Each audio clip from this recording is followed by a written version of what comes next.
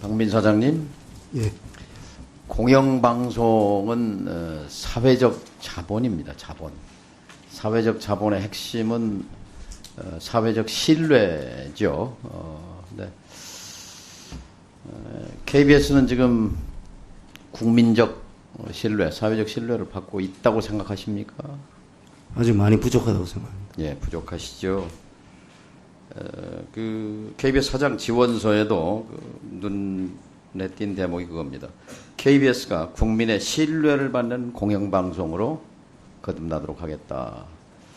신뢰, 정권의 신뢰가 아니라 국민적 신뢰여야 한다고 생각합니다. NHK, BBC만큼은 아니어도 지금 공영방송, 한국방송공사 50년인데 우리 박민 사장 시대에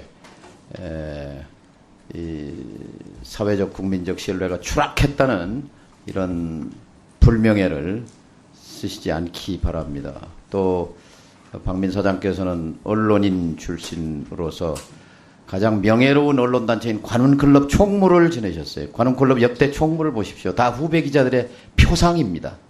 존경받는 분들입니다. 현직 기자 1,100여 명이 참여해서 본인 소속사를 제외하고 가장 신뢰하는 언론사가 어디냐? KBS가 몇 등인 줄 아시죠? 11등입니다. 2.4%입니다.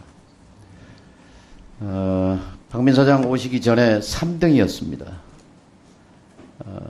MBC가 1등이고 2등이 연합뉴스로 되어 있습니다. 이 신뢰도가 아마 그냥 일반 국민들보다 훨씬 더 언론 종사자니까 민감하고 전문성이 있는 그런 응답일 텐데 뼈아프게 보셔야 합니다.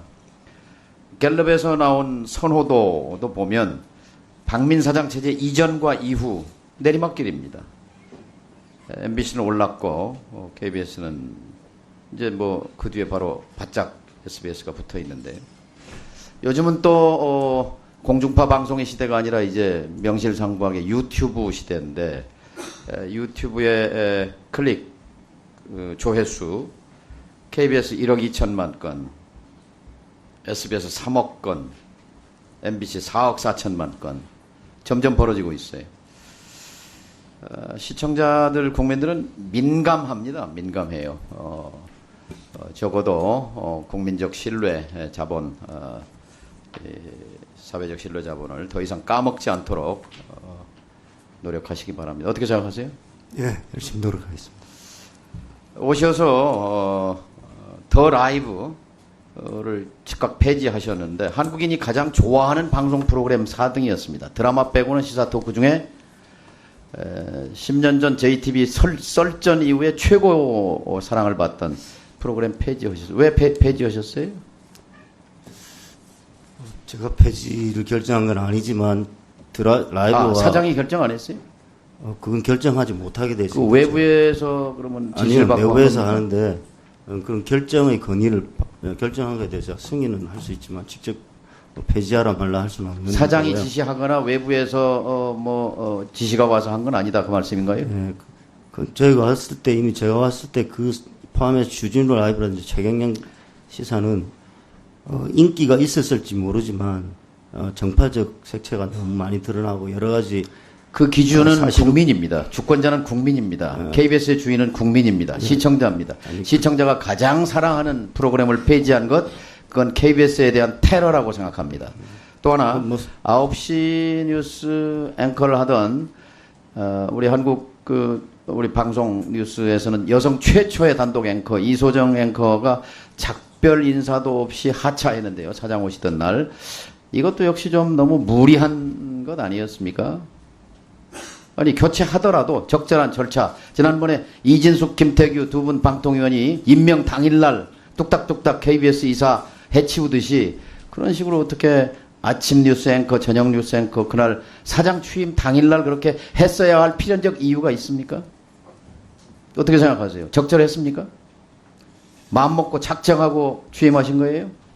아까도 말씀드렸지만 제가 직접 결정해서 진행할 수 있는 일이 아니었기 때문에 뭐 작정하고 이럴 거는 예, 그거는 좀 사장님으로서는 책임 있는 답변은 아니라고 생각합니다. 그리고 역사저널도 또 오시자마자 폐지해버렸어요. 근데 역사의 대중화에 굉장히 기여했습니다. 국민의 사랑을 받는 프로그램이었습니다. 역사 왜곡을 안 하려고 가장 노력하던 프로그램이었다. 이런 평가도 받았어요. KBS가 시청자, 국민들의 이런 선호를 외면하고 왜 역사저널이 많이 불편했습니까? 우리 박 사장께서? 뭐 전혀 불편한 건 없었고요. 역사전의 포맷을 개선해야 된다는 이야기 너무 오래 장기간 되었기 때문에 내용을 보면은 아마 역사저널이 대한민국 현대사 또 독립운동사 부분을 다룬 부분들이 많이 눈에 띄는데 이게 아마 용산에 있는 그 이종찬 회장이 표현하셨던 대로 일본 밀정에 의해서 아마 지적이 된 것 아닌가 하는 그런 생각이 들고 그 연장에서 기미가요 사태가 터지니까 이것이 그 충격이 더 컸다고 생각합니다. 박민 사장님, KBS 창사 기념일이 언제죠?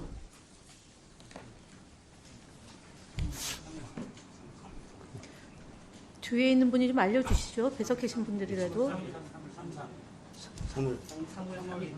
3월 3일. 죄송합니다. 예, 그건 좀 KBS 역사에 대해서 숙지하시기 바랍니다. 50년 전에 한국방송공사법으로 해서 이제 3월 3일이 창사 기념일인데 그 전에 64년까지는 부끄럽게도 JODK 일본 경성방송국 전파 발사한 날이 KBS 창사 기념일이었습니다. 2월 16일. 이 과거의 오용의 역사를 듣고 KBS가 거듭 나고 있는 과정에 지금 박민 사장이 오셨는데요. KBS 50년 네.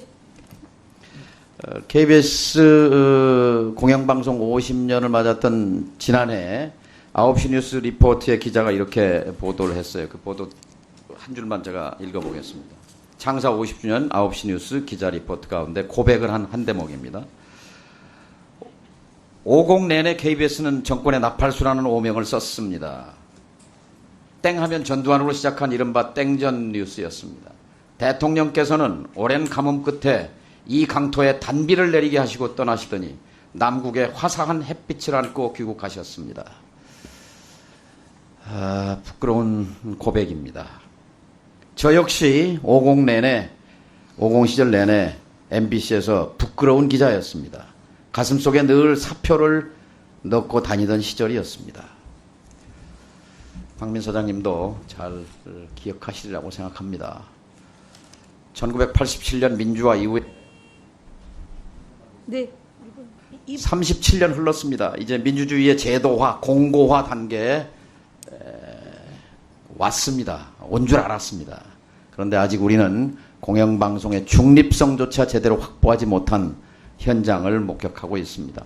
일단 진영 논리는 좀 접어두고 이 과방위에는 또 특히 언론의 전문성을 가진 의원님들이 많이 계신데 국민의 눈높이에서 정말 정권에 따라 흔들리지 않는 방송 지배 구조 이것을 고민할 시점이라고 생각합니다. 마지막으로 우리 박민 사장님 혹시 NHK 가보셨나요? 예, 작년 연말에 다녀왔습니다. BBC는 가보셨어요? 아직 못 갔습니다. BBC, NHK 꼭 다시 방문하시고 그 모델을 따라서 KBS를 경영해 주시기를 부탁합니다. 답변 부탁합니다. 예, 노력하겠습니다. 예, 수고하셨습니다.